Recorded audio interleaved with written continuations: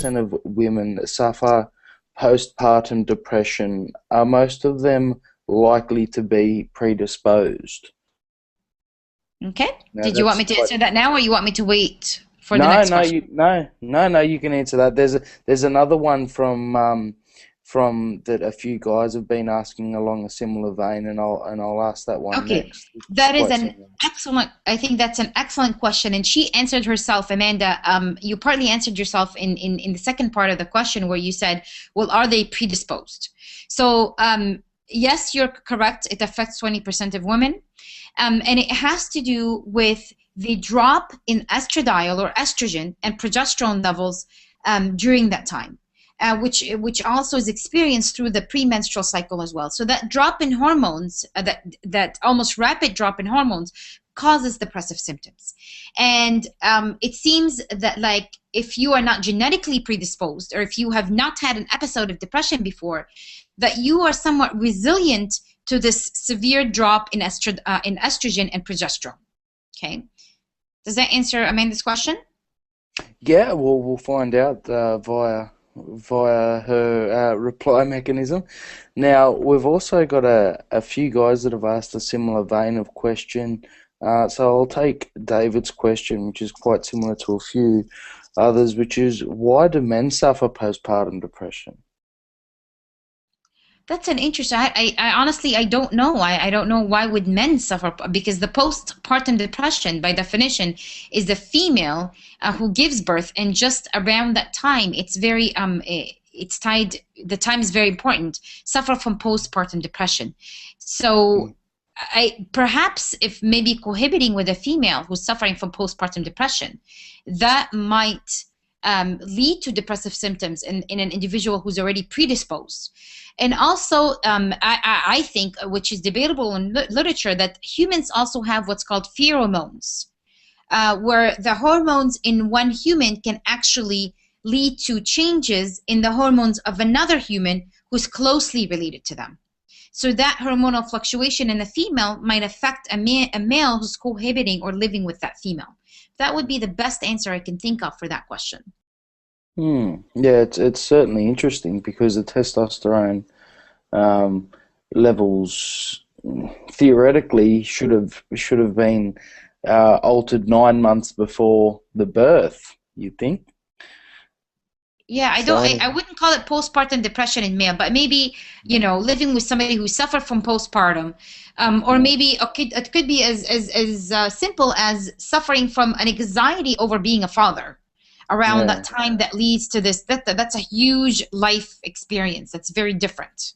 Mm, Am I mm, going to be a good father? Am I going to be a good dad? Oh, well, this is a commitment issue. Now we have a child. A whole host of things, in addition to pheromones, of course. yeah. Now, Stephen asks, great name, Stephen. How are you, Stephen? I'm Stephen. Now, is there a way, and it is a really good question as well, is there a way for measuring a drop in the three main brain chemicals? Now, I guess he's talking about dopamine, norepinephrine, I think you pronounce it, and serotonin, and the three main brain chemicals before the depression hits. Absolutely. Yes. Yes. All of these number one, all of these neurotransmitters, serotonin, dopamine, and norepinephrine, all of them come from your diet. All of them come from your diet. And if you, as a clinician, you should always look at the person's diet, because, if a person is depriving themselves, for example, from carbs and only focusing on protein, guess what? They're going to be depleted in one neurotransmitter, and that might cause depression. So I can't, I mean, it could be just as their diet or their nutrition, because all the neurotransmitters, the serotonin, the norepinephrine, all the raw material for that comes from your diet. Now, and also when they get metabolized, and when I say recycled, the enzyme breaks them down, all of that, they're going to circulate in the blood, sometimes in the saliva, and also in urine. So you can definitely test levels of serotonin, or rather metabolites of serotonin, norepinephrine, and dopamine. Okay, I hope that answers your question, Stephen. Even. Now, while we're there, I'll just ask people, we've got a couple more questions to cover. While we're there, I'd just like to ask Viewers, if you'd like to go to the right-hand side of the screen, or if you're on your mobile device, just above the video, you'll see there's a link to a 1-minute survey.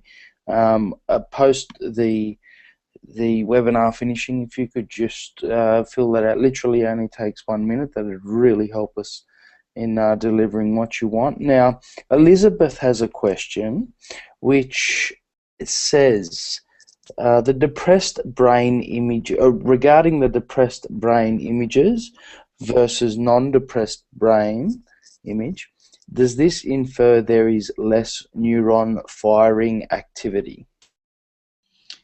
That is a great question, okay?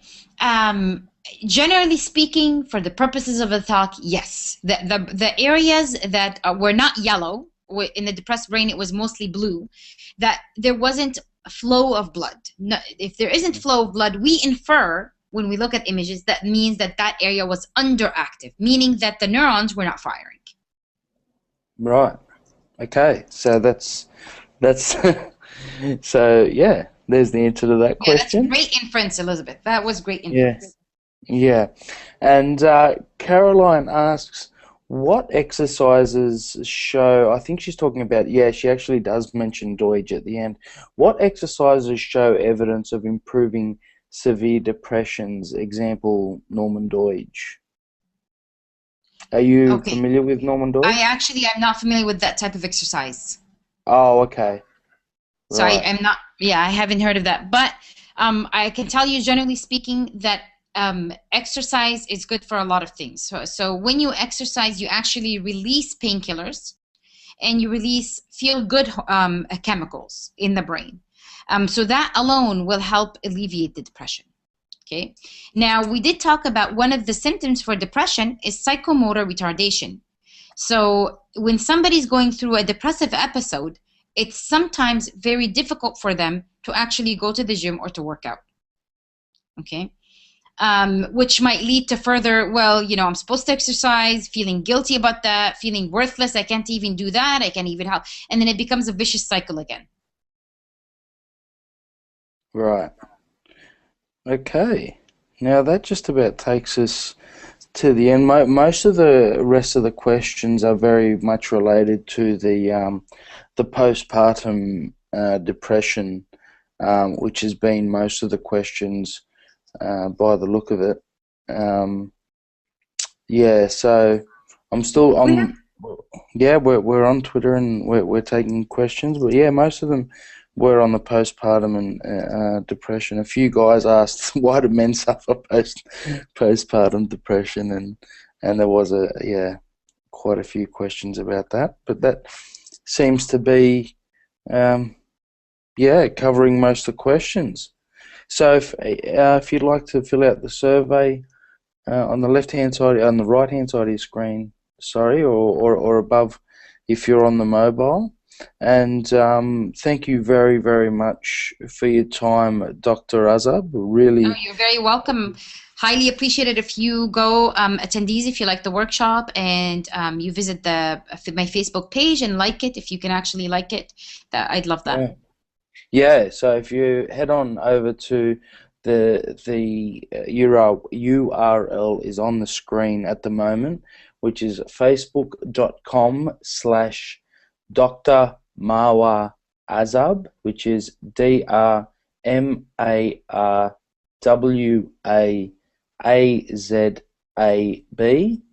and Dr. Azab does post some really insightful and informative comments on her Facebook page. And thank you very much, Dr. Azab. Highly appreciated. You're welcome. We'll talk to you next time. Thank you. Thank you.